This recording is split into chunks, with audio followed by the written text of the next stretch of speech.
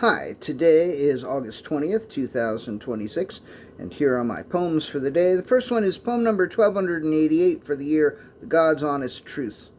I don't think I've mentioned it before, but a while back Tim Sommer asked me to write the afterword for his book Dispatches from the Kingdom of the Outsiders. And I was honored, and I did it, and I was happy to do it. And yesterday I saw him do a reading for the book, which, by the way, is very good and a fuckload of fun to read because Tim basically only writes about stuff that matters to him, so the dispatches are the opposite of dispassionate. And he was also interviewed, and he took questions from the floor. And Rosemary Carroll was there, and it was fantastic to see her again. And she was there because her daughter was the one who interviewed Tim. And also Lori Reese was there from the student teachers, and Antone, who said to say hi to my sister. Nancy, Antone says hello. So I was really glad I went out because, to tell you the God's honest truth, I don't get out much, but sometimes when I do, I ask myself why I don't get out more, but then other times when I go out, I remember why. Poem number 1289, Ancient History.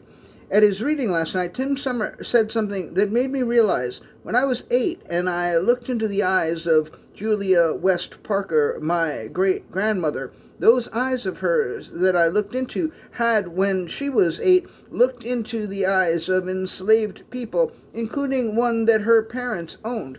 We think it's ancient history, but if I could look into the eyes of someone whose parents owned a person, how is that ancient? Poem number 1290, Charmed.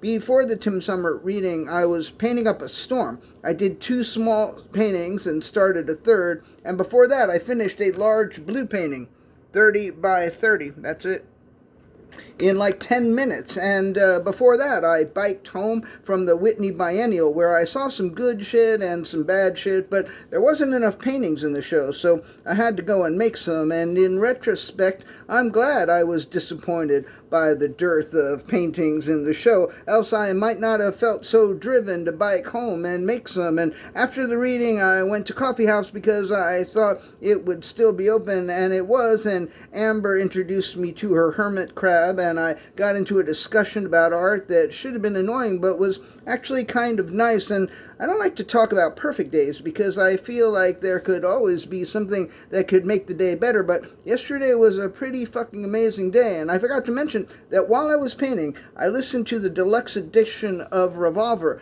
with all these bonus tracks of earlier versions of the songs, and goddamn, that made the painting even more ecstatically wonderful than it already was. And fuck me, I really do have a charmed fucking life. Poem number 1291, The Thing That Happened. Rather than try to get past the thing that happened, everybody wanted to talk about it and virtue signal about it and perform about it and dwell on it, until the thing that happened felt like the only thing that happened, rather than just being something that happened to happen and that would have no real significance if everybody hadn't insisted on talking and virtue signaling and performing about it. So the thing that happened kept happening over and over as the people re-happened the thing that happened over and over and over. And the last poem of the day, poem number 1292, When I Was. When I was a kitten, I loved my whiskers. When I was a tree, I loved my leaves.